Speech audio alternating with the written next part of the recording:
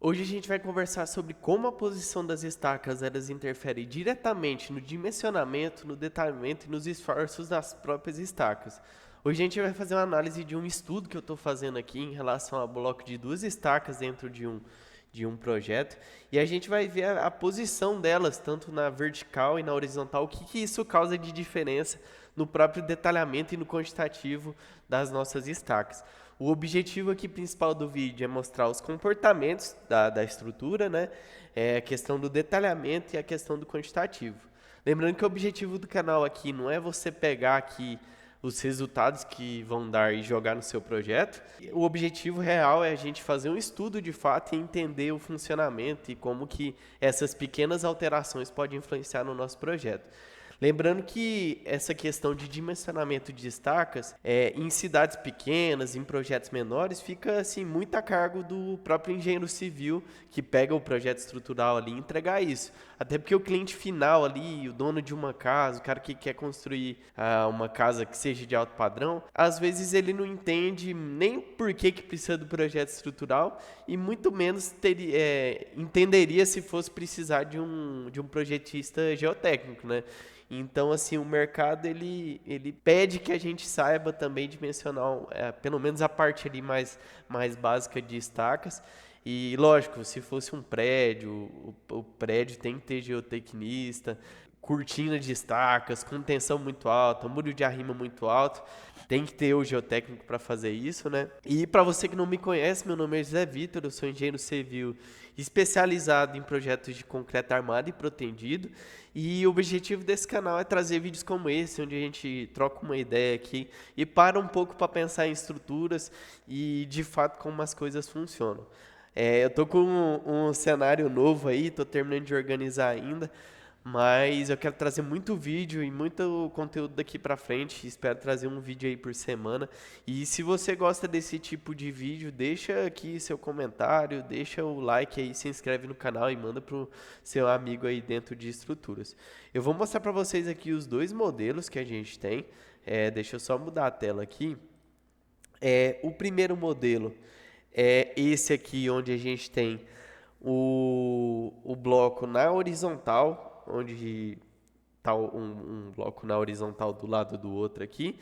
E o outro projeto é exatamente o mesmo modelo, exatamente os mesmos carregamentos, exatamente o mesmo projeto. São blocos na vertical e a gente vai analisar o comportamento delas. A primeira coisa que eu quero mostrar para vocês é aqui dentro dessa planilha aqui, eu fiz uns desenhos para mostrar o comportamento de cada estaca e como que eu lancei esse modelo e como que está se comportando de fato. Naquele modelo lá, eu considerei somente o empuxo da terra sendo aplicado da direita para a esquerda. Então, o comportamento que a gente vai ter é uma estaca comprimindo e a outra tracionando. E naquele modelo onde a gente tem o bloco na vertical, a gente tem as duas estacas comprimindo, como a gente pode ver aqui nesse desenho. Eu quero mostrar para vocês no Stack Pro, que é um programa que eu utilizo já há algum tempo. Eu não sou patrocinado por eles, não tenho nenhum vínculo, eu sou realmente um cara que utiliza essa ferramenta há mais de um ano. E, cara, assim, melhorou demais o que antigamente tinha que fazer manual, por planilha do Excel. E, cara, melhorou demais a rapidez, os resultados são muito mais rápidos e tenho gostado muito de trabalhar. Então, vou trazer os resultados lá, os esforços aqui para o Stack Pro e a gente vai analisar tudo aquilo que a gente já falou, né? Para a gente gerar os esforços, a gente vai vir aqui na aba estrutura e vai em esforços da fundação. A gente vai selecionar, deixa eu só... a gente vai selecionar aqui a combinação, no caso deixei somente essa de peso próprio mais o solo. E a gente vai abrir ela e vai verificar. Aqui para facilitar no vídeo, eu já gerei os dois modelos lado a lado. Uma com o bloco na horizontal e o outro no bloco na vertical. E se a gente for ver, é exatamente o mesmo modelo, é exatamente as mesmas cargas. Se a gente for ver aqui, ó, 447 com 447, MX 10,54 e 10,54. E a gente vai levar esses valores lá para o Stack Pro e vai analisar os resultados e o comportamento da estrutura. Lembrando que o dimensionamento das estacas, ele leva em consideração duas coisas. Primeiro, o solo, que é o comportamento de fato ali, o resultado geotécnico, né? Como o solo vai se comportar com aquela estaca, e o dimensionamento estrutural, que é pegar os esforços que está sendo aplicado em cada estaca e dimensionar a estrutura, ver qual ferragem que vai ter em cada estaca. Aqui no resultado geotécnico eu vou usar um SPT aleatório que eu tenho aqui no computador salvo, e eu vou também utilizar a hélice contínua de 40 centímetros, assim, aleatoriamente, para a gente somente ver os resultados. Então essa parte de resultado geotécnico a gente não vai entrar muito assim a fundo, e a gente vai focar mais no resultado do dimensionamento estrutural. Bom, a primeira coisa que a gente vai fazer é pegar os esforços aqui e colocar a tela. A gente vai pegar aqui os esforços mais críticos do bloco na horizontal e vai lançar lá no stack. Pessoal, eu dei uma alterada aqui nas nomenclaturas porque eu acho que vai ficar mais fácil de entender. A posição 01 aqui é aquele projeto que eu tinha mostrado, onde as estacas estão lado a lado, onde ambas vão sofrer compressão. E a posição 02 é aquele projeto onde as estacas, uma vai ser comprimida e a outra vai ser tracionada. Por default, o Stack Pro ele faz o lançamento em somente blocos horizontais. A gente até consegue fazer aqui a alteração da coordenada, montar o bloquinho em pé, mas é muito confuso esse lançamento e dá muito trabalho, né? Vai muito tempo de trabalho nosso para fazer isso. Então a gente vai fazer uma compatibilização, não sei se esse é o termo mais técnico, para essa carga que tiver na vertical, a gente lançar ela numa horizontal. Eu vou te mostrar agora que vai ficar mais simples. Então vamos começar aqui fazendo o lançamento na posição 01, onde a gente vai pegar esses esforços e jogar lá no Stack Pro. Então a gente vai pegar aqui a carga normal de 4,58, o MX de 11,3 e o FY de 10,36.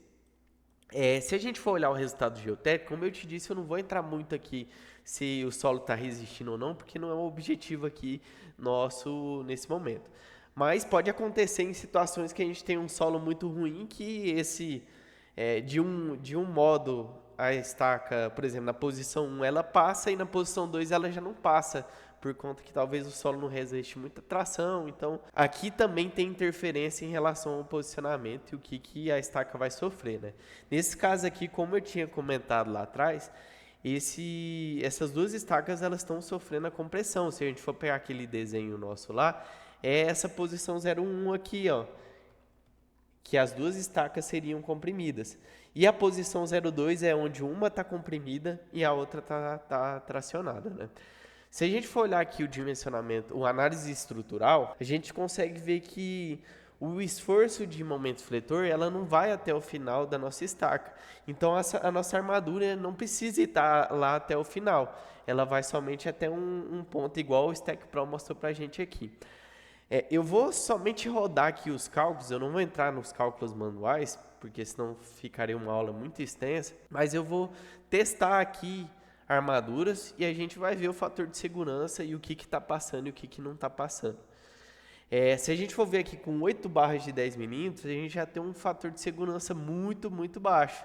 A gente não poderia mandar isso aqui para a obra porque ia dar merda de alguma forma, né? Se a gente for aumentando aqui a quantidade de armaduras, a gente consegue ver que o fator de segurança vai subindo, já começou a passar em algumas. E aqui a gente já está com 8 barras de 20 milímetros e ainda não passou. Vamos subindo até chegar no momento. A gente está aqui com 20 barras de 10 milímetros, que é uma coisa muito, muito grande para um muro dessa altura aqui, né? Mas assim, deu 0,97, 0,93. Em tese não passou, mas eu vou considerar que está próximo do 1 aqui, passou, tudo certo. O quantitativo que a gente tem, eu criei uma planilhinha rápida aqui, onde a gente vai jogar a quantidade de barras e ver o quilo que deu o total dessas duas estacas. Então, a quantidade de ferro que eu considerei que passou ali foi de 10 ferros. A repetição, como são 12 estacas, vai ser 2. a bitola foi 20 milímetros. O comprimento da armadura deu aqui para nós que foi 7 metros, né? Então, 7 metros. O quilo por metro das barras de 20 milímetros aqui, se a gente for ver, ó, é 2,466. Então, 2,466. E aqui ele já está fazendo a multiplicação para a gente. Essas duas estacas, elas estariam gastando 345 quilos.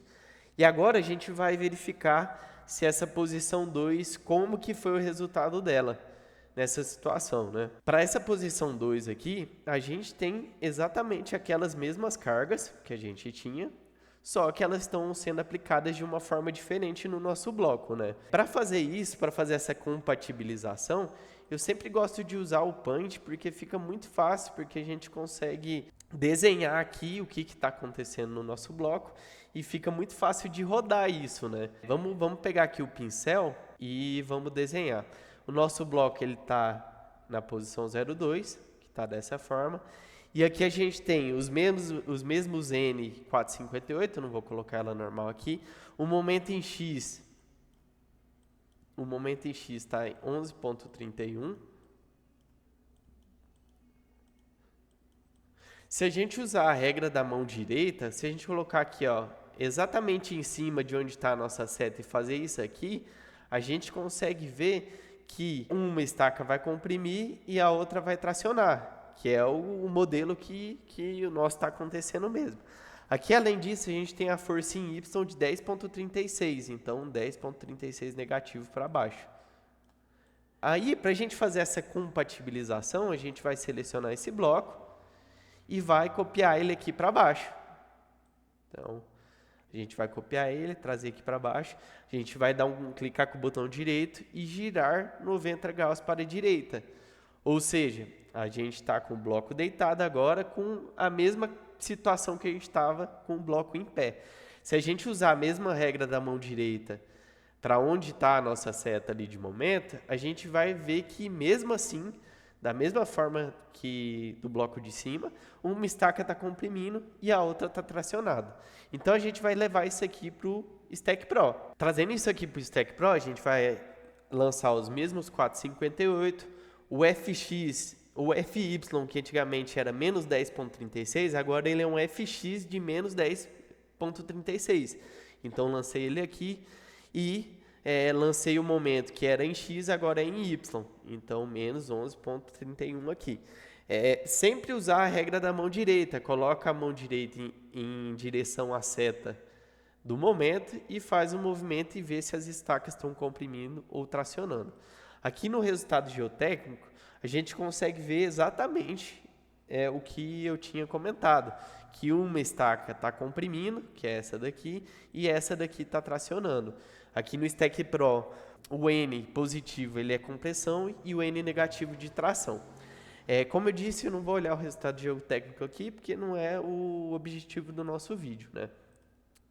Na análise estrutural aqui, a gente consegue olhar por estaca, como eu tinha mostrado, e a gente consegue ver o esforço normal que eu tinha comentado lá. Uma está tracionando e a outra está comprimindo.